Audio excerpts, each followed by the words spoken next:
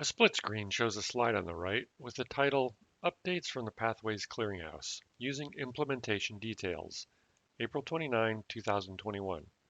The logos for OPRE and Mathematica are seen at the top of the slide. The text is overlaid on an image of a woman wearing a hard hat at a construction site. Diana McCollum of Mathematica begins speaking and is shown in a video thumbnail in the upper left of the screen. Good afternoon, everyone, and welcome to today's webinar.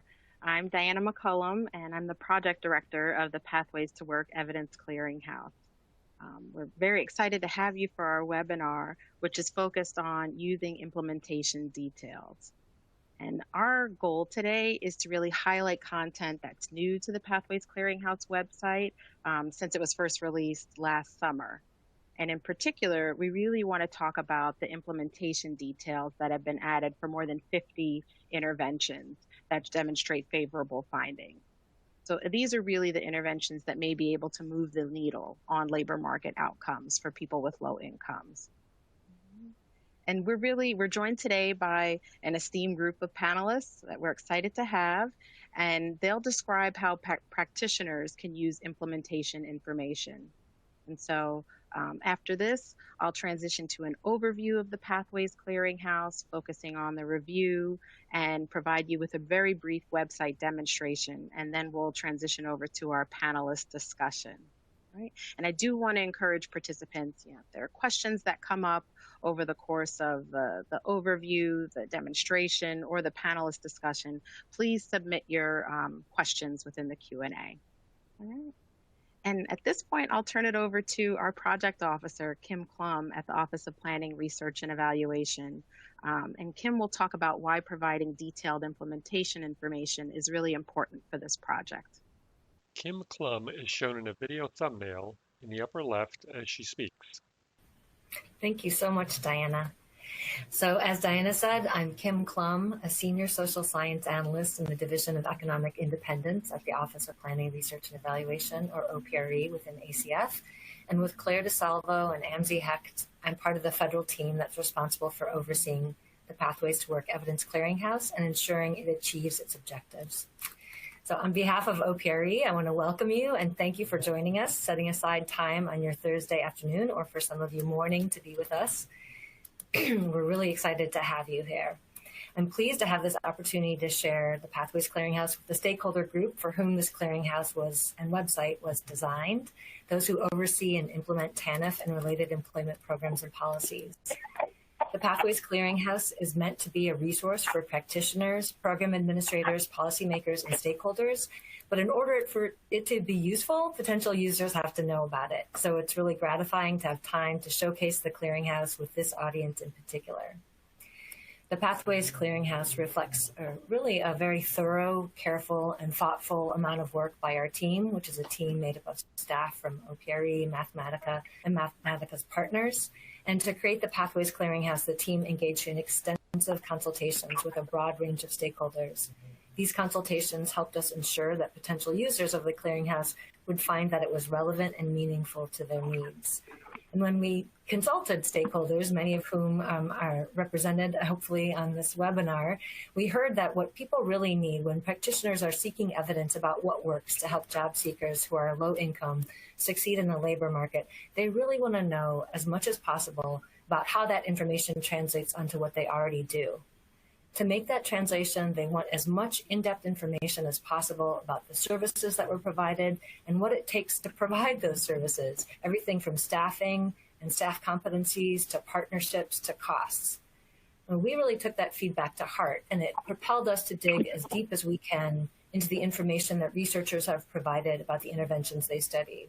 So the focus of our time with you here today will be on that information, that implementation information. I want to thank in advance our panelists for the conversations we're going to be having during this webinar on the relevance of the Pathways Clearinghouse to their work in general, and more specifically on how information Pathways has collected about the implementation of evidence-based interventions helps them improve their own approaches. I'm really looking forward to that conversation. And with that, I'll hand it back to Diana. Diana speaks at left as a slide titled Rigor, Credibility, and Accessibility is shown. Icons representing each topic are shown with brief text that's read by Diana. Thanks, Kim. So I'll just walk through an overview of the Pathways Clearinghouse, just so that we're all starting on the same page. So this project is a congressionally mandated review of the evidence to help the federal government learn what works best to help people who have low incomes to succeed in the labor market.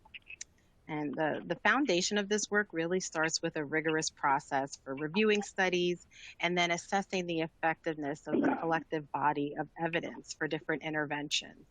So we start out by conducting a systematic review to find all studies that meet a set of eligibility criteria that we've outlined in a protocol. And I'll show you how to find our protocol a bit later when I do the demonstration. But after that, we rate the quality of the studies that we identified against the standards that we've established and assign ratings to individual studies of high, moderate, and low. And to give you a snapshot of the way that we look at the kinds of studies that we look at, a high-rated study, for example, includes studies that are supported by a well-executed randomized control trial with low attrition. So when we say a study that is rated high, we mean that we can be fairly confident in the study's findings. So for each of the interventions that we review, again, taking in the information across the body of studies for that particular intervention, we go ahead and assess the effectiveness of each of 4 specific groups of domains of outcomes. So the ones that we focus on are earnings, employment, public benefit receipt, and education and training. The Pathways Clearinghouse really is, built to be a credible and trusted resource. And so as Kim was saying, we really, through the inception of the project, have engaged a series of experts, including practitioners, policymakers, and researchers. And that's in the development of the research standards and how we identify which studies have high quality information, but also in the development of the website to make sure that it's accessible. That is another key tenet for this work, just making sure that the website can be a single source of information for employment service providers and TANF administrators. So to date, we've reviewed more than 177 interventions, and that's based on over 250 or so studies. And we have new reviews underway. So the website really features the Find Interventions That Work search tool to help you get to that information quickly. So that'll be the primary piece that I show in the demo. Slide title, Research Targeted by the Review. 3 sections titled Population, Time Period, and Setting are shown left to right with brief text in boxes next to each title. And this is just a very high-level overview, but in terms of the research that's targeted by the Pathways Clearinghouse, we really focus on those interventions that are designed to improve family self-sufficiency through employment and training services. And that is for families with low incomes in particular. The Pathways Clearinghouse focuses on interventions, as I mentioned, for individuals with low income, but that also includes, but it's not limited to, TANF recipients. The scope is also limited in the following ways. So the research must have been released in 1990 or later, and it focuses on interventions conducted for individuals ages 16 and older. And the studies that we reviewed had to have been conducted in the United States or Canada. Slide title, What's new on the website? Talking points are listed. So some of you may have visited the website before, so I want to talk a little bit about what's new on the website, and then I'll transition over to showing you what's new. So as I highlighted before, one thing that we've done is really provide more information on the implementation of those interventions that have favorable findings across the outcomes that I mentioned. So you're able to access that, and I'll show how that works. We also have sample characteristics for interventions where you can see the race and ethnicity of participants for a given intervention and the location of studies for a given intervention. So you can see that kind of in a nice snapshot. At this point, you can also customize your search to sort by the size of the effect of a given outcome domain that you're interested in. So, and I'll show this, but you can run a search for interventions and then, identify those or sort them by those that have the greatest impact on earnings or employment or the other outcomes that you might be interested in. And then you can also customize your search to look for interventions implemented and tested in specific regions or states. And this is something that we saw come up in some of the preliminary questions for the webinar, but you do have that ability as well. And these are really just some of the enhancements that we've made, but we've made these enhancements really in response to user feedback, just to make sure that administrators are able to easily find the information that's most important to them. A poll question about website usage is discussed by Diana. So next, we just wanted to start off with a quick poll question. And this asks, how often do you visit the Pathways Clearinghouse website? And the options are weekly, monthly, when I see a Pathways Clearinghouse newsletter, I've never really used the site, I've never heard of the site until today. So I'll give people a moment to go ahead and submit their answers. But as I mentioned, if you visited the website sort of last summer, closer to the launch, there have been multiple content updates since then. So, it's certainly worthwhile to go ahead and revisit the site so that you can find some of that implementation information that we've continued to add. So much more content to explore.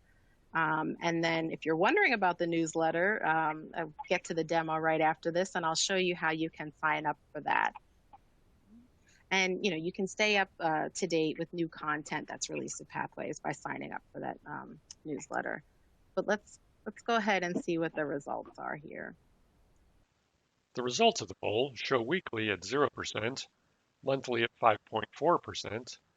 When I see a Pathways Clearinghouse newsletter at 29.7%, I've never really used the site at 32.4%, and I've never heard of the site until today at 32.4%. All right, so this is helpful. So a fair amount of you say that you visit the site when you see a Pathways Clearinghouse newsletter, and this is good. I mean, there's a fair amount that haven't used the site or haven't heard of it until today. So, what we really want to do is give you an overview today of the different ways that you can use the website and, just provide a glimpse of how this might be a helpful resource to you. All right. So I will go ahead and switch over to the website demonstration. The home page of the website is shown. The web page is comprised of a banner at the top with the Pathways to Work logo, and to the right are links to sections titled Find Interventions That Work, Other Pathways Resources, About, and Help. Below the banner is an image of a woman wearing a hard hat using a caulking gun. As Diana scrolls down, she highlights a section on studies reviewed to date on the right side, and at left is a video introduction to the clearinghouse. Further down the page on the right is a sign-up box for the newsletter. So this is the home page of the Pathways to Work Evidence Clearinghouse website. And just before we get into the demo, I wanted to point you to some information that I highlighted before. So you can see the number of studies that have been reviewed to date down here, and the number of interventions that have been reviewed. One other thing you might want to check out is this Get to Know Pathways, which is a video that provides a sense from employment service providers about the ways that you might want to use the Pathways Clearinghouse website. And I highlighted staying up to date through our newsletter, and you can do that by entering your email here to stay connected and subscribing. So I'll go ahead and focus on the Find Interventions That Work search. And, I want to do this by sort of guiding us by a particular search. So suppose you're interested in looking for interventions that help cash assistance recipients increase their earnings. And you may wonder which interventions are creating the most sizable increase in earnings. So I'll talk a little bit about how you do that. Diana clicks on the text for Find Interventions That Work in the banner at the top of the page. This takes us to a page with a banner at the top titled Find Interventions That Work. Below the banner on the left is a box with 6 effectiveness ratings. The ratings include well supported, supported, mixed support, not supported, and insufficient support and no evidence. Below this box are filters for sorting by intervention name or characteristic, filtering for favorable outcomes, and filtering to show similar population or services. A text box below these allows for filtering by date range. At right, results of the search will show. So you would start with Find Interventions That Work. And you have the ability to use the filters on the left side here, where you can filter by the outcomes that you're most interested in. So we can select increasing earnings, and if this search is guided by focusing on cash assistance recipients, you can select that as part of the population as well. But you can see that you can select sort of the full host of outcomes as well as different participant characteristics. You can even search by services that the intervention should provide. If you go ahead and select Apply, that takes our list of potential interventions down to 23. So again, these are the interventions that are focused on increasing earnings for cash assistance recipients. In the search results, the second column reads Increase Earnings. And if you want to really find those interventions that have had the greatest increase in earnings, you can click on this column for increased earnings, or you can achieve the same thing by clicking size of increase in earnings from the drop down. But notice you can do the same for other outcomes. So one thing I want to draw your attention to is, one way you might want to look at this information is sort of, looking at each of the individual interventions, and you can do that. And the site is designed so that you can see which ones have favorable impacts. So we indicate that by this supported icon, which means there's favorable impacts on these particular outcomes. So let's just take an example intervention. We'll look at this Los Angeles County Transitional Subsidized Employment Program. Clicking on the intervention name in the first column takes the user to the intervention page. Diana scrolls down the page and discusses the information found here. So this is information that's standard across interventions, and particularly those that have favorable findings. But you can find sort of a snapshot of information about the content of the intervention and information about the implementing organization. But below, further down the page, this is where you get the snapshot summary of, for a given intervention, what are the outcomes that the intervention has impacts on. So just in looking at this particular intervention, you can see that there's an increase in earnings in the short term of about $2,100 per year. So what this is showing you is that there's an increase in earnings in the short term for participants that participated in the intervention, as opposed to those that were in a comparison group. And you can see that you have similar information across all of the outcomes that we look at in the Pathways Clearinghouse. So scrolling down a bit further, you can also find information about the sample characteristics, as I mentioned, or the regions that was examined for this particular intervention, and the race and ethnicity of the participants. And then as you scroll down further, you can get to the implementation details. And this provides you with a snapshot of information about the dates that were covered in the original study and the organizations that were responsible for implementing the intervention. So I won't go through these in detail, but you can certainly take a look at the information that's provided. But the intent here is to really build on the brief description that's included earlier to provide more detail that gives you a sense of how a given intervention can be implemented in your context. And I think, some of the key questions that we want users to take away when they look at this information is thinking about, is this an intervention that was implemented in a similar context to mine? Are the clients similar to the participant, or my clients similar to the participants in the interventions that we've reviewed? Or are the partner organizations similar to ones that I would typically partner with?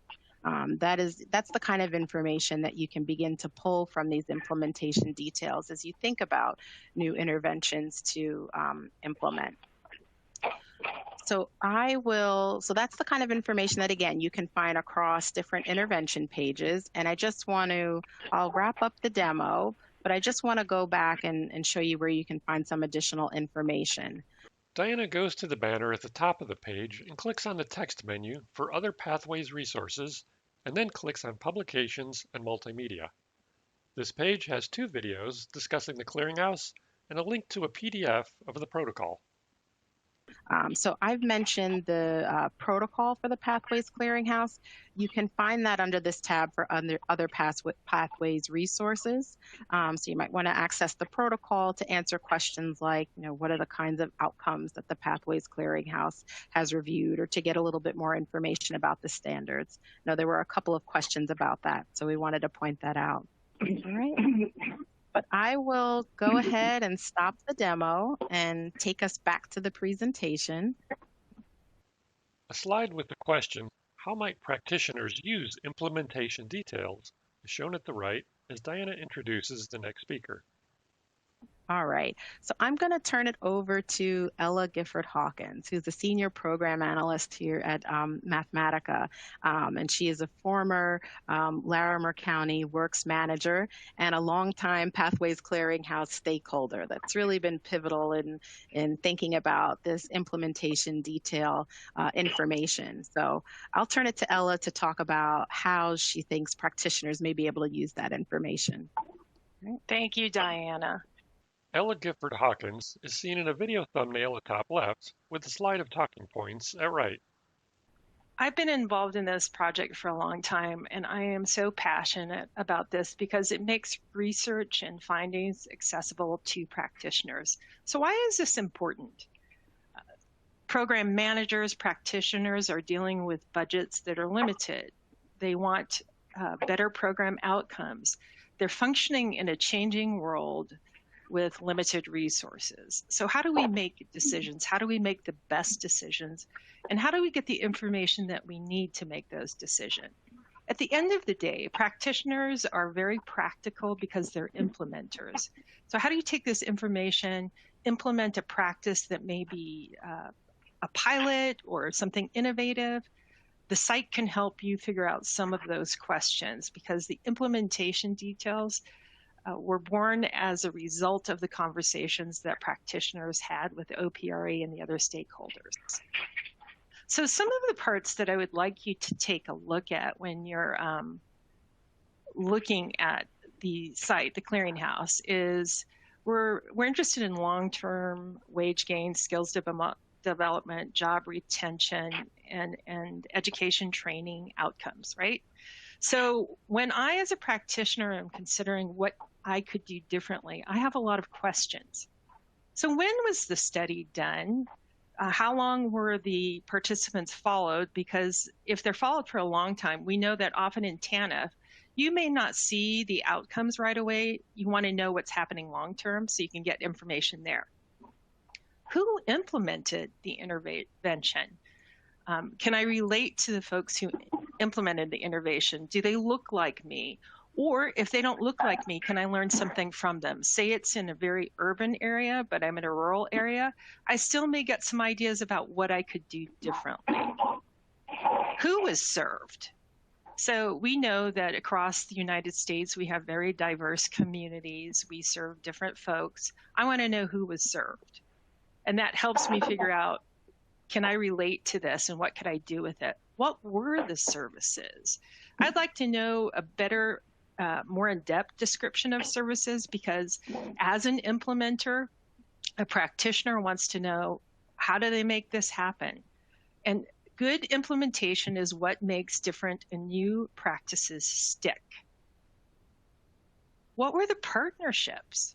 Who was helping this implementer in terms of rolling out these new or different services? Who's doing that? What partnerships do I have that I could leverage in my community? What was the service intensity? So what did it require to do this successfully? We know that differs across programs, but I would like to know that information ahead of time. It may not be that I do it exactly, but then I know which questions to ask. What staffing was needed? Do I have the right staff members? If not, can I train them on some of the pieces that might be needed? There might be people who do intake. There might be others who do orientation. So, by reading the implementation details, you can learn more about who was involved. What was the local context? We know that if you're in an urban setting versus a rural setting versus one state or another, your resources, your communities look different. So I want to know about the context of this particular study. What was the funding source? And part of what happens here is that we all have opportunities, well, many of us have opportunities to apply for grant funding. And then we want to know what that looks like. How can I make this work? Do I have a new proposal that I could submit? Does it fit within the context of the funding? Or again, can I get some new ideas from the implementation details? What was the cost per participant? And was there any kind of comparison of costs and benefits? And some of that might not be done in numbers so much, but a sense of, was it worth the cost? I think it's always helpful to know when somebody's implementing, do they believe that there is a payoff in terms of the services? And then the other part that you can do is when you find these studies with implementation details, you can compare the studies that had the implementation details to see what the differences and similarities were. So how might I use this information? And one of the things that I was thinking about is that as we were going through the pandemic, we had to do work differently. That was both challenging and rewarding. We had some things we thought that never could happen. We had to work virtually. We served customers virtually. There are a lot of things that happened, right? But we also uncovered the depth of the technology divide. So when I was thinking, how might I do this? Say I believe that my program participants need some technology training before they can move into certain careers. So I would start searching on the clearinghouse about training, increased earnings, and pieces like that. And then it makes me think of how I might make this work and what is possible. So what I love about the implementation details is it gives you enough information to start formulating ideas and making plans, maybe applying for grants, maybe redesigning your program services based on what you've learned through the pandemic. So those are some ways that I would say that this is critical for decision makers when you have budgets, you have staffing, you have a desire for improved program outcomes. It is one source where you can find a ton of information, and the implementation details really speak to practitioners. So we're going to have a panelist discussion, and what I would encourage you to do is, as we're having the discussion, please submit questions for the panelists. I would like to introduce, and I'm going to have them introduce themselves more fully, Erin Quinn from Massachusetts and Isabelveda from Colorado. So Isabel and Erin, could you introduce yourselves a little more fully, please? Erin Quinn is seen in a video thumbnail at top left with a slide titled Panelist Discussion at right. My name is Erin Quinn. I'm the Director of the Employment and Training Programs at the Massachusetts Department of Transitional Assistance. So the department administers the state's TANF program as well as our SNAP program. There I currently oversee the DTA's Pathways to Work program, which are our employment, education, and employment opportunities for both our TANF and our SNAP recipients. I also oversee the work on our whole family approach to job, which includes all of our statewide collaborations to improve service delivery and access for young parents, and also represent the work for our Transitional Age Youth Task Force and all other various cross-secretariat opportunities to improve outcomes for children and families. Thank you, Erin. Isabelveda is seen in a video thumbnail at top left. Hello, everybody. I'm Isabelveda from Archuleta County, which is Pagosa Springs, Colorado.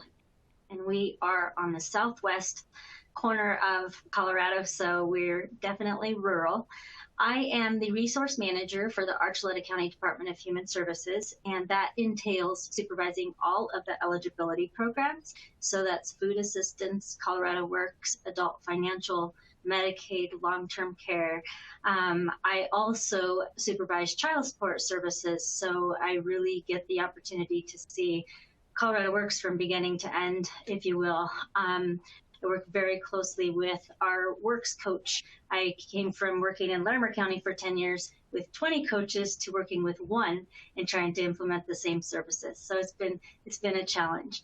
I also supervise our fraud investigations unit, which doesn't focus so much on catching people, but just intervention and giving them information on just making sure everything is correct and trying to work with them, not against them. So that's what I do. Ella next directs a series of questions to Erin and Isabel and reads the questions that are shown on the slides. Thank you, Isabel. So Isabel, I'm going to direct the first question to you.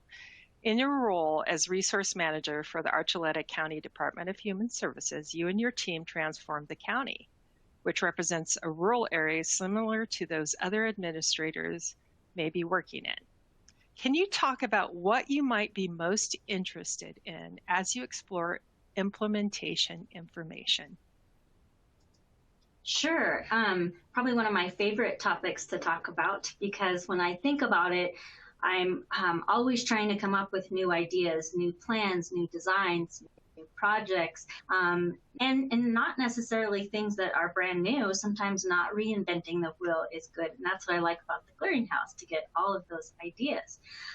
But some of the things we've done, my director is very strategic in using our TANF funds to create contracts to work with our community partners, which I haven't seen that in very many other communities. And so something that I can just share with you, we contract with our Rise Above Violence program here in Archuleta County, and we provide training to our eligibility technicians, to child support technicians, to fraud, to child welfare through TANF dollars about trauma-informed approaches to working with those families experiencing domestic violence, which is just an amazing experience to see everybody learn and grow and implement that information and talking to their clients. It's really inspiring. We contract with Aspire, which is a local pregnancy center for a fatherhood program and for parenting classes. And we just make sure that they're making under the $75,000 a year, which makes them be able to work with the TANF program on the contract basis. Doesn't necessarily mean they have to be very low income and meet TANF eligibility to be on regular basic cash assistance.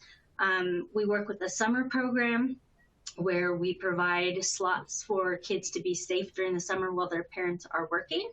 And although this is part of the creativity that our director implemented, which is fascinating, we weren't able to do that because of the pandemic last summer.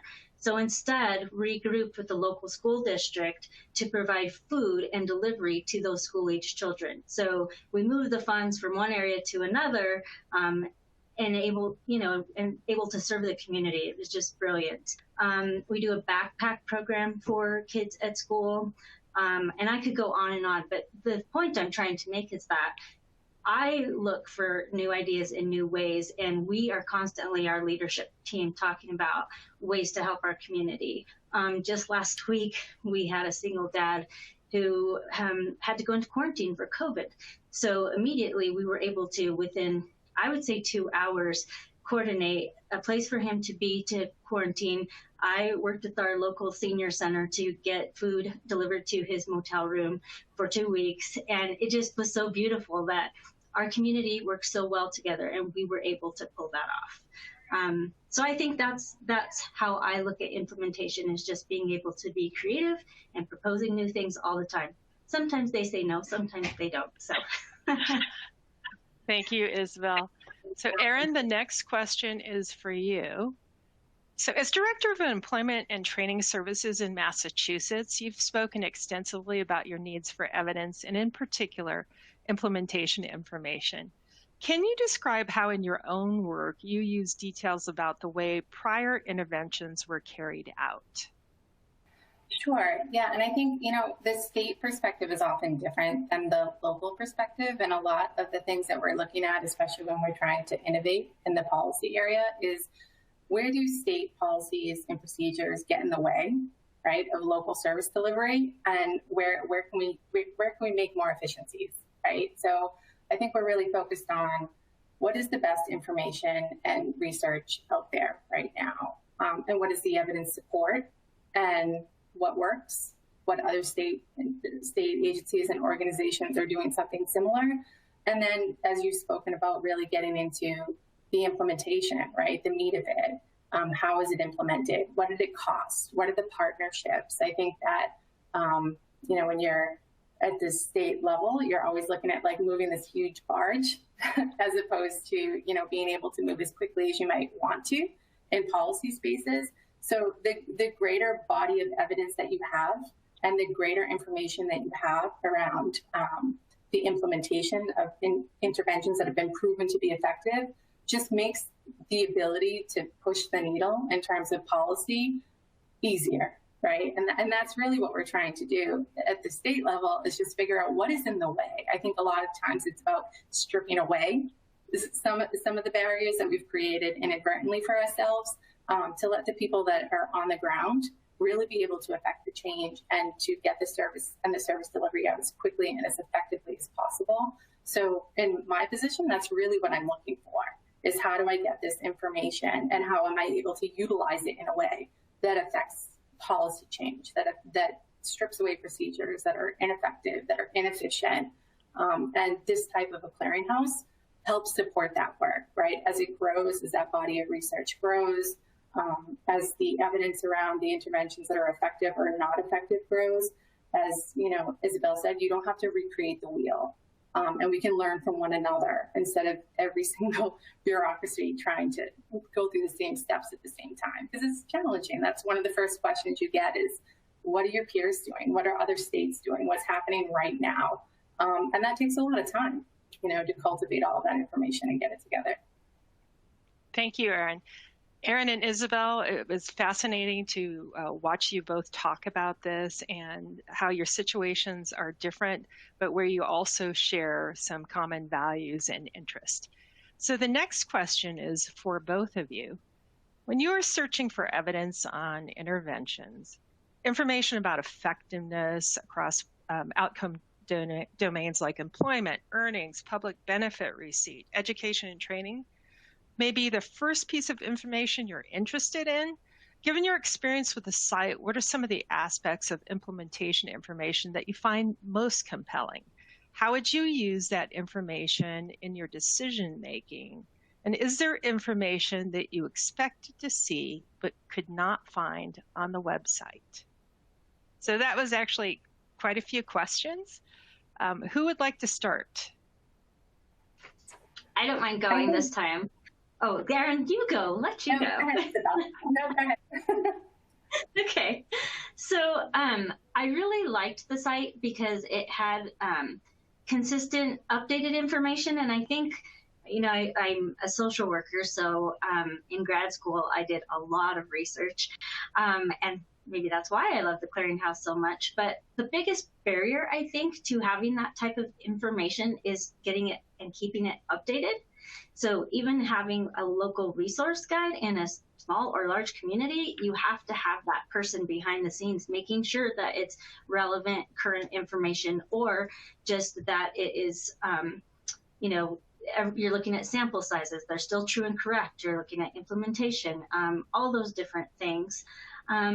I think I'm always looking for the outcomes of the research, and that's one of the things I couldn't quit combing through the clearinghouse because I wanted to get to the end of the book, right? So that was really fascinating. And I like to look at all aspects of programs, from like funding to employing to, you know, who it's helping, why it's helping, the population served. And it doesn't matter the community size. I think that you could make it fit every shoe if you really thought about it and tried.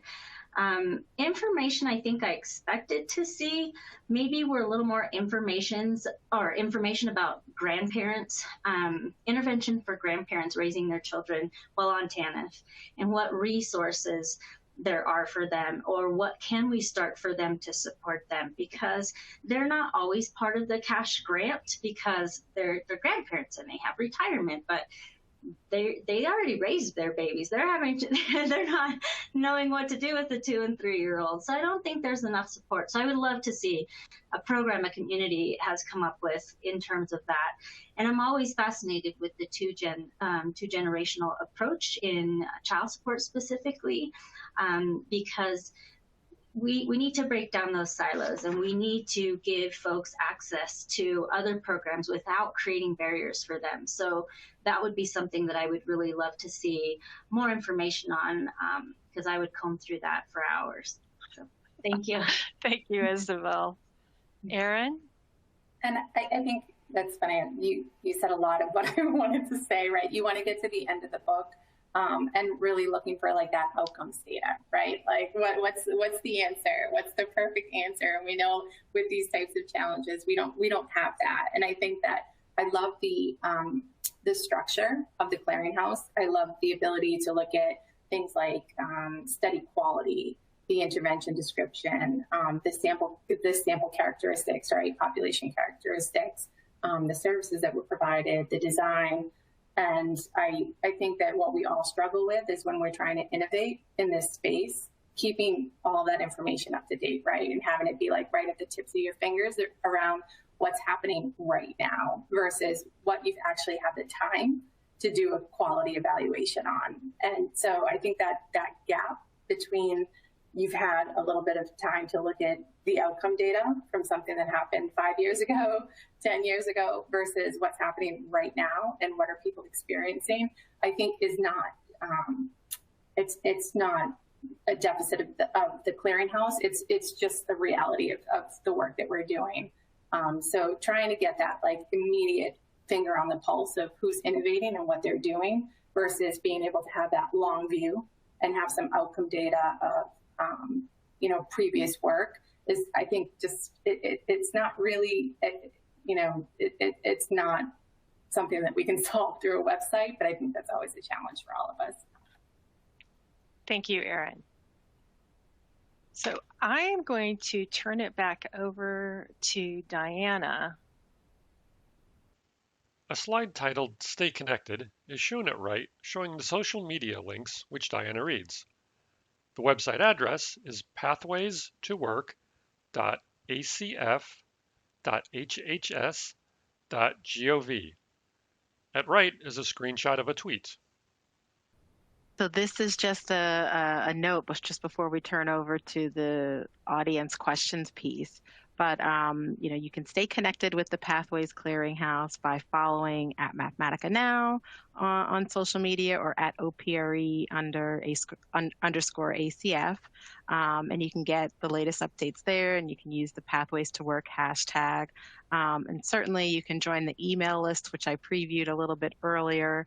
And certainly we want you to visit the site. So the URL is listed there as well.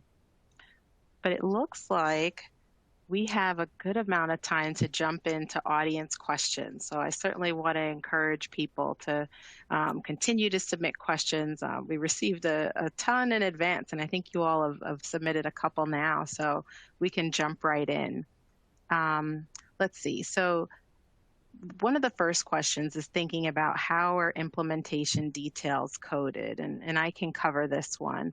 But the implementation details that we've identified and listed on the site are extracted from the original studies that have been reviewed. So we've set up a process where we identified a protocol And we had many stakeholders sort of review the protocol to make sure that we were pulling out the right elements that were important. So thinking about the organizations, the partner organizations that were involved, or getting more detail on the services implemented, or more detail on the specific participants. So we've set up a protocol to identify implementation information from those individual studies, and we go ahead and extract that information, and we do send that that sort of the filled out protocol that we where we pull the implementation information. We send that to a key informant. So that's typically an author from the original study, or if it's a program model, if there's that particular instance, we'll send it to someone affiliated with the model to see if they have any additions, or to make sure that our interpretation from what was included in the original study was correct. So that's our process, and that's how we obtain implementation information. And just to build on that, I think there's another question here that's kind of related about the implementation details piece, and it asks whether there's a formula to determine the cost per participant. So I think this question is asking about that cost piece that we list on the implementation details part of the page. And cost, again, that's pulled from the individual study, and we report that as the study authors reported it. So they may include information on cost per participant, or if they've conducted a cost-benefit analysis, we'll report that detail as the study authors reported it, but we don't have a specific formula that we're employing. That implementation information is really drawn on what the study authors are reporting. So I hope that's helpful to address those first questions. Let's see. So I'm going to also bring in other members of the Pathways Clearinghouse team to respond to some of these. So there's another kind of foundational question in here. How does the Pathways Clearinghouse measure outcomes? So I'll turn that over to Dana Rotz, our principal investigator. Dana Rotz is shown in a video thumbnail in the upper left. Hi, everyone. Happy to be here today. So the Pathways Clearinghouse looks at the measures of outcomes that are provided by the research studies that we include. And we specifically look for outcomes related to employment, earnings, public benefit receipt, and education and training attainment.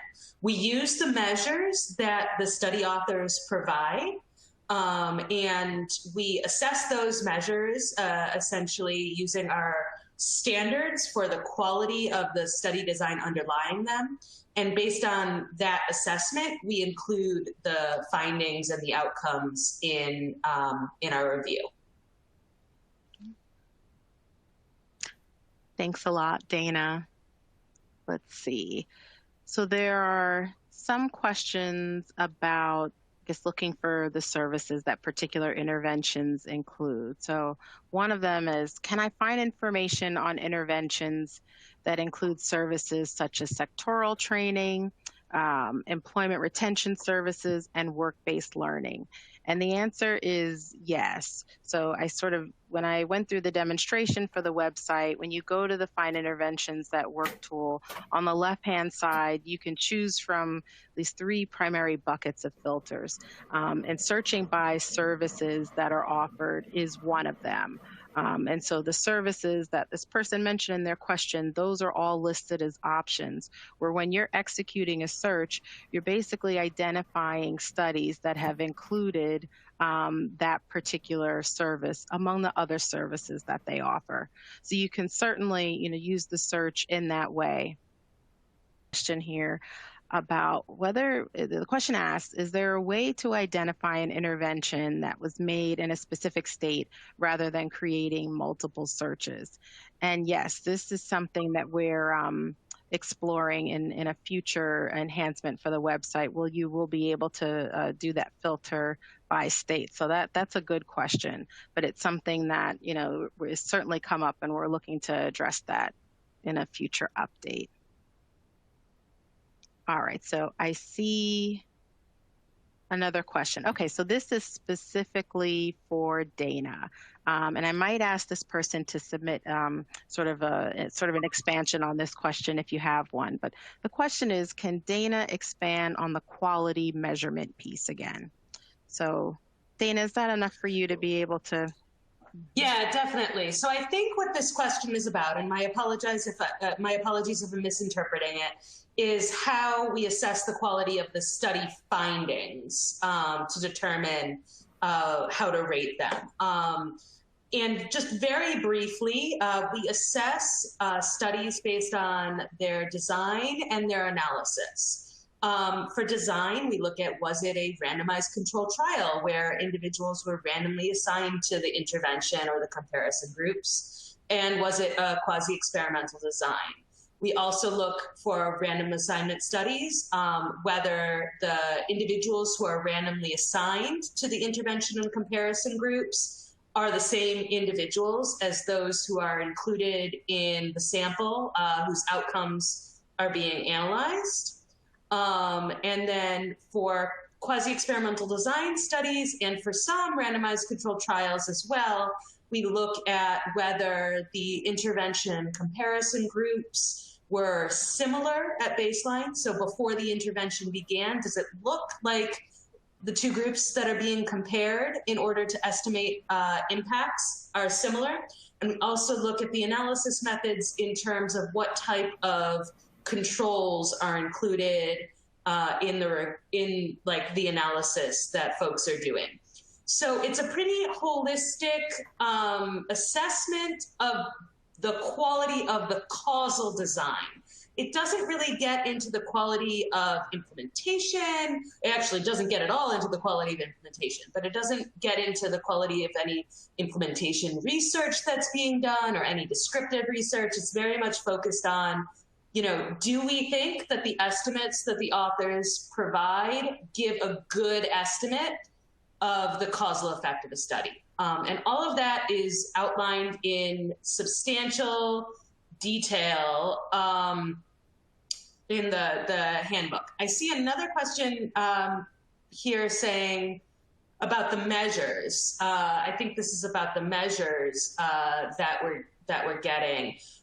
We generally think that the measures that we have of things like employment and earnings and educational attainment and public benefit receipt are kind of high quality measures of the things that they're trying to measure. I think when you get into other outcome measures about things like well-being or,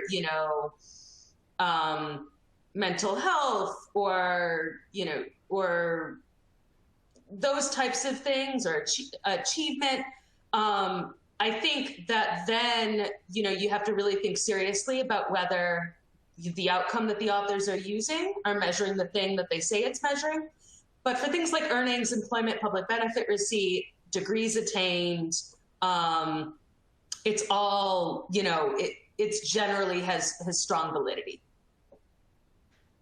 Thanks a lot, Dana. And I just wanted to address two questions that have come up. So first, this is an apology. The lack of closed captioning was an oversight on our part, but we typically do have that. We will be sure to provide a transcript and implement closed captioning for all future webinars. So I do apologize about that.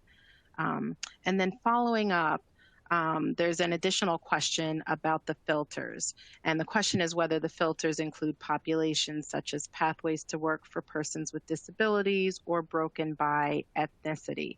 So to answer the question, yes, on the website, you are able to look at the filters to select, for example, people with disabilities or other characteristics of the population. I think the example that I used in the demo was cash assistance recipients, but there's a wide range of potential filters to use. And in terms of race and ethnicity, you can look at the race and ethnicity broken down by the intervention, and then we have that information at the study level as well. But when you look at an individual intervention, as you scroll down on the page, that's where you can find out the details about the population that the intervention was implemented with. Okay.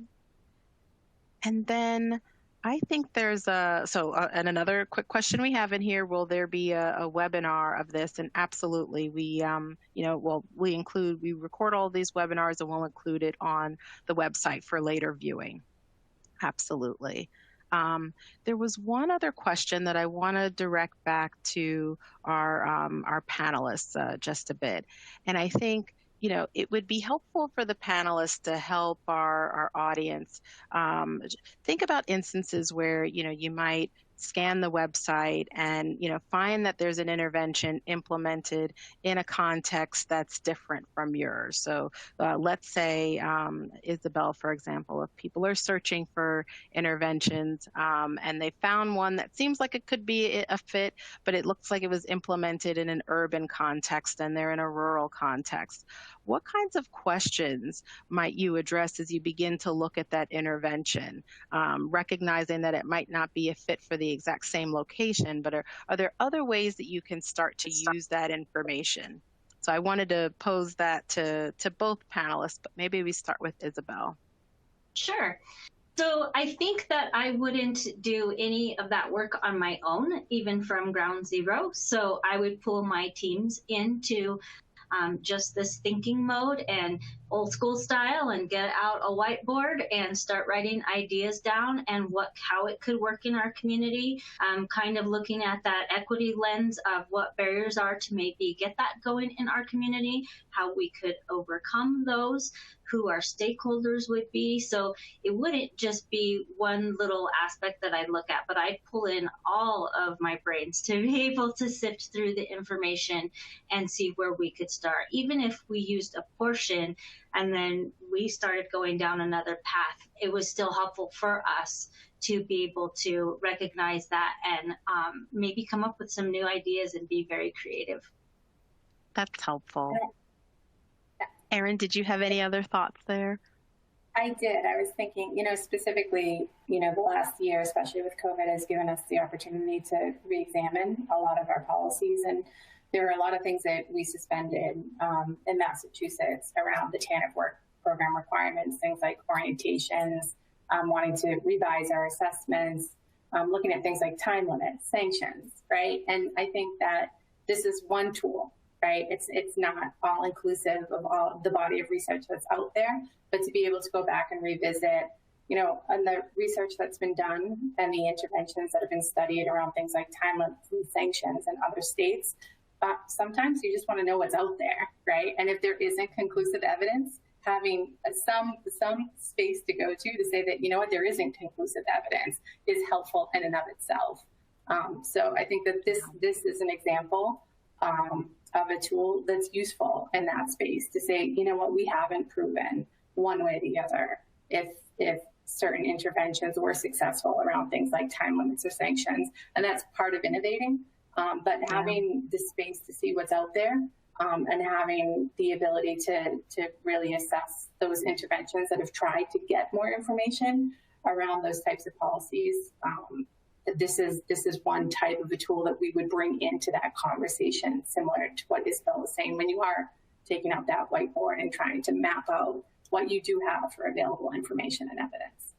Yeah, I think that is such a valuable point, Erin. And I know, we emphasized a lot of finding the interventions with favorable findings, which certainly is important information, but it's just as important to have that information about where there's insufficient evidence. And that is certainly something that's highlighted on the website. And like you said, it provides some insight on what's out there. And that is the way that we hope folks will use the site.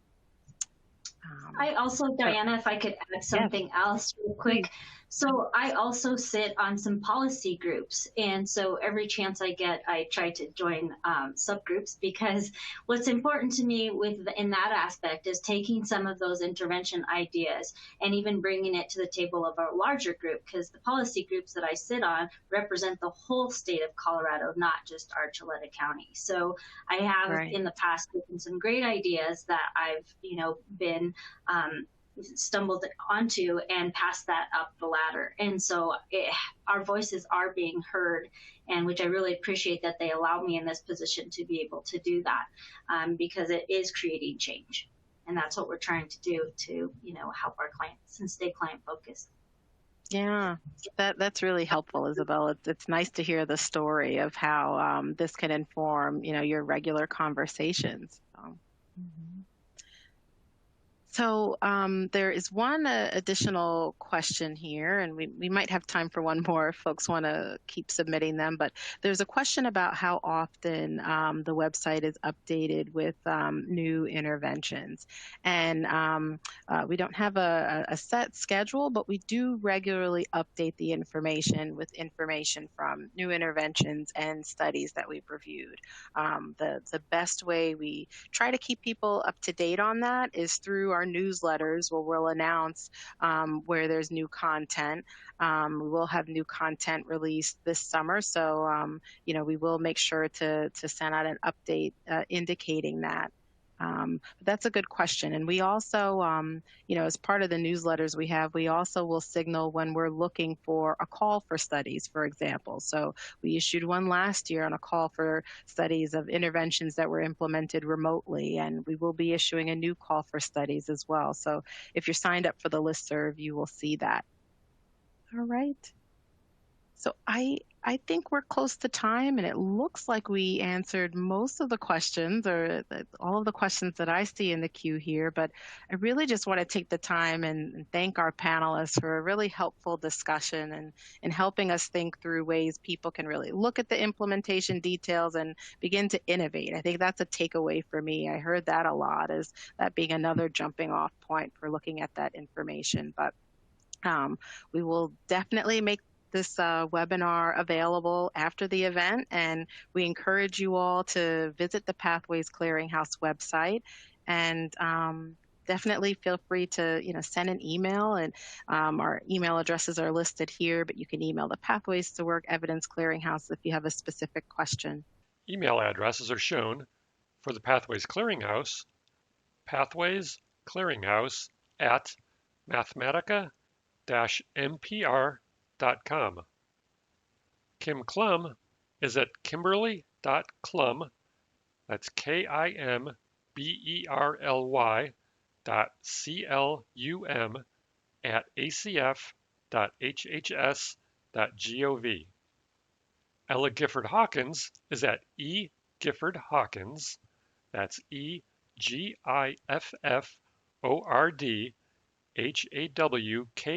HAWKINS at mathematica-mpr.com. Diana McCollum is at DMcCollum, that's DMCCALLUM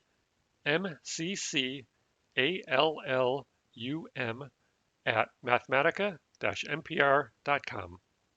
All right. So thank you, everyone. Have a great afternoon.